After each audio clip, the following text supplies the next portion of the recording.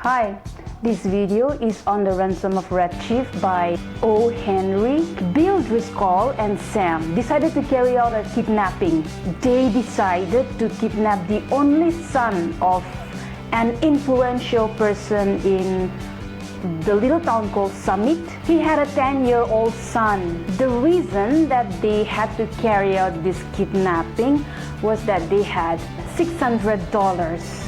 But they just needed another more $2,000 for an illegal land deal in Illinois. So to carry out the plan, one evening, Sam and Bill rented a carriage and drove near Mr. Dorset's place. When they first saw the boy, they saw that he was throwing stones at a cat on the other side of the fence. "Hey little boy, would you like a bag of candy and a nice ride?" Bill tried to lure the boy. The boy threw a piece of brick straight at Bill, hit him in the eye. And when they tried to kidnap him, the boy fought like a wild animal. But they succeeded to kidnap the boy and took him to a cave in the mountains. Sam left Bill with the boy in the cave and went down to the village to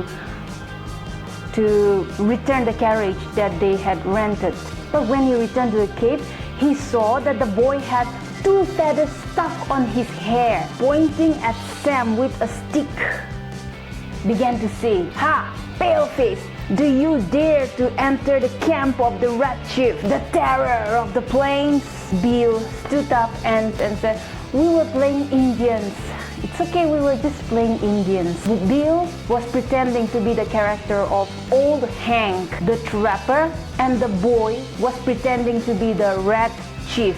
Bill also told them that they were playing that Old Hank would be scalped the next morning at dawn. Scalp means taking off the skin of the skull.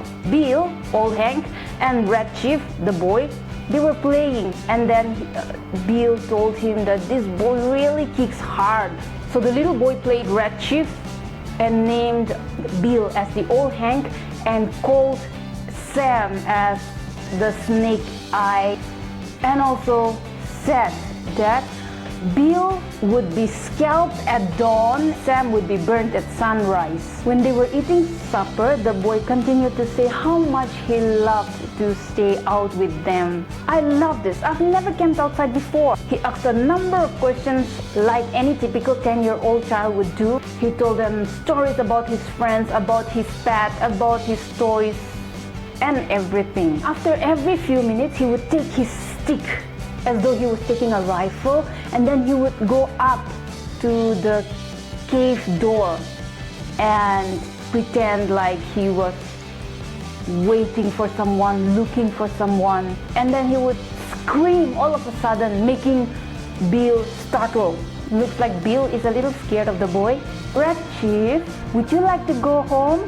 Sam asked. "Aw, what for? I don't have any fun at home. I don't like to go to school. I like to camp outside. You won't take me home, will you?" Sam told him that, "Not now, maybe, but later."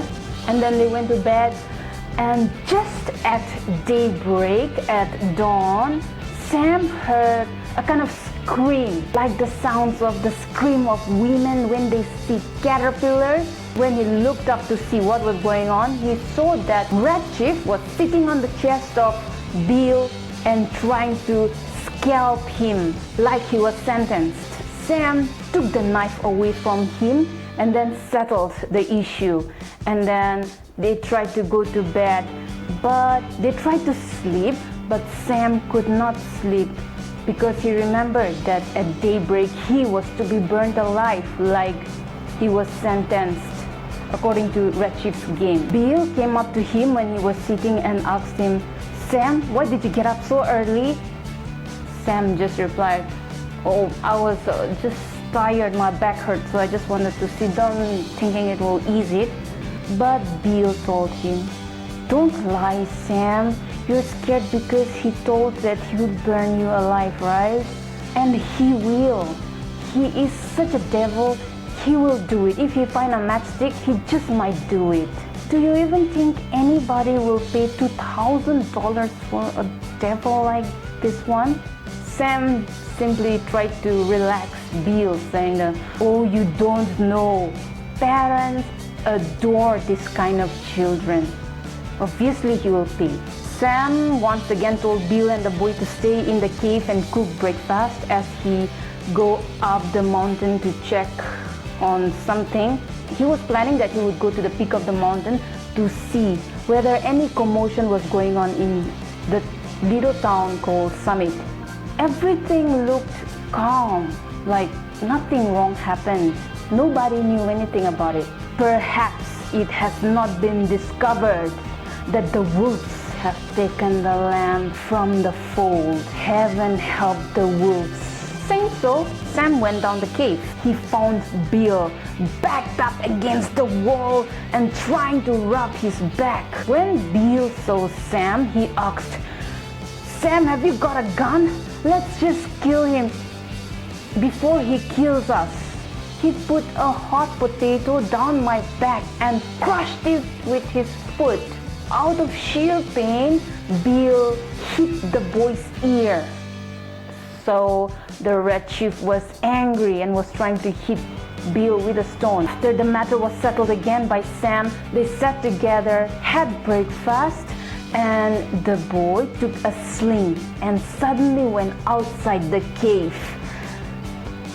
When he went out, Bill and Sam were discussing that it's high time that we must write a ransom letter to Ebenezer Dorset before things get worse.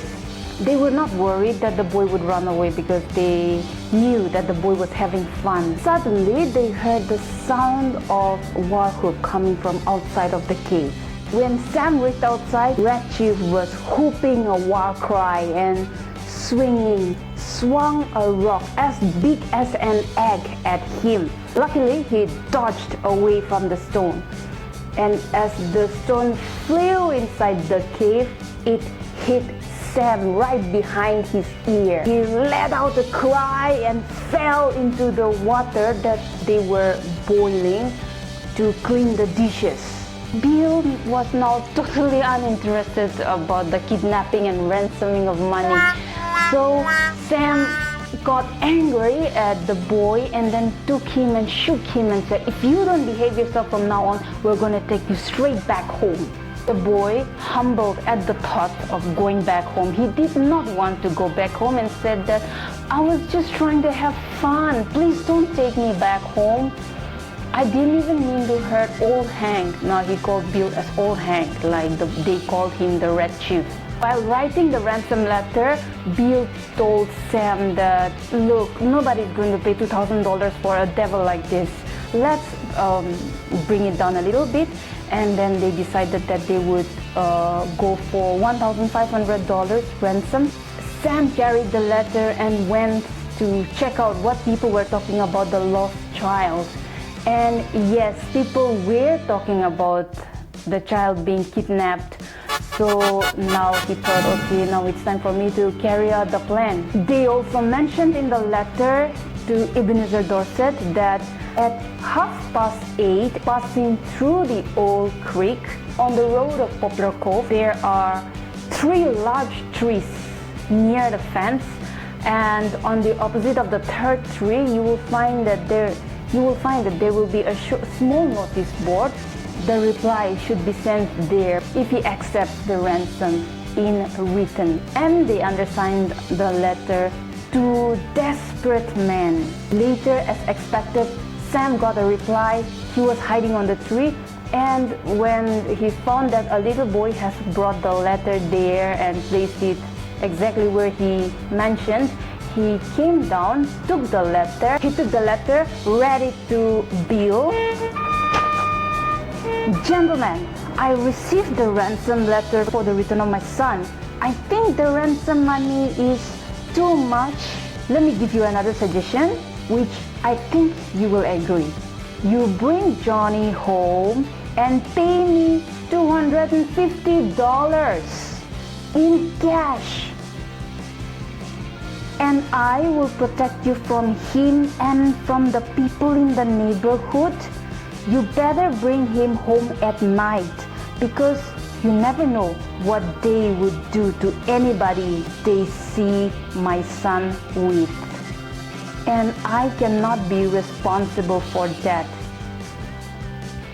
Very respectfully, Ebenezer Dorset. When Sam read this letter, he got so angry and he cursed Ebenezer. When he looked at Bill, Bill had this appealing, pitiable face looking at Sam, saying, "Sam, what's $250? One more night with this boy will drive me crazy." Sam too agreed that this boy was nothing but an irritation. They decided that yes, Mr. Dorset's offer is good. Avoid the boy and just pay $250. They convinced him that his father had bought a new gun for him and they would go and get the gun to go for bear hunting. At 12 o'clock at night, they reached Ebenezer Dorset's door, handed him the boy, and counted $250 and handed it to Ebenezer Dorset. When the boy realized that he was tricked, he held on to Bill's leg. The father slowly pulled the boy away. Ebenezer Dorset told them that I am old, so I won't be able to hold this boy for long. You better hurry. Bill asked, "How long can you hold him?" The father said, "Maybe around 10 minutes.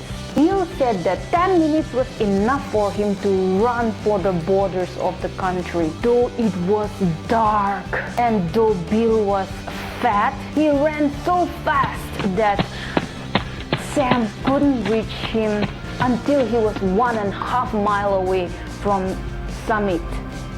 Poor Sam and Bill could not get the money they needed.